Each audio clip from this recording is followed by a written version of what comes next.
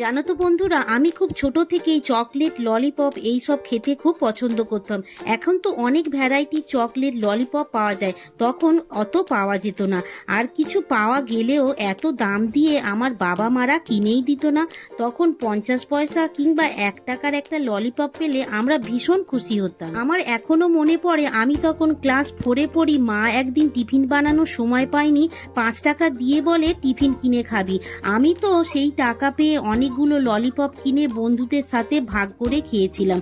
সবাই মিলেও একজনকে আমি দিতে ভুলে গেছিলাম। সে আমার মায়ের কাছে এসে বলে, জানো তো কাকিমা, তোমার মেয়ে আজ টিফিন না খেয়ে শুধু ললিপপ খেয়েই পেট ভরিয়েছে। এই কথা শুনে আমার মায়ের তো সে কি বকুনি। বাই দ্য ওয়ে, তোমাদেরও এমন দুষ্টু মিষ্টি বন্ধু থাকলে লাইক ও সাবস্ক্রাইব করো। আজকে প্রশ্ন, ললিপপের উপর কটা পোলো লজেন্স বসালাম?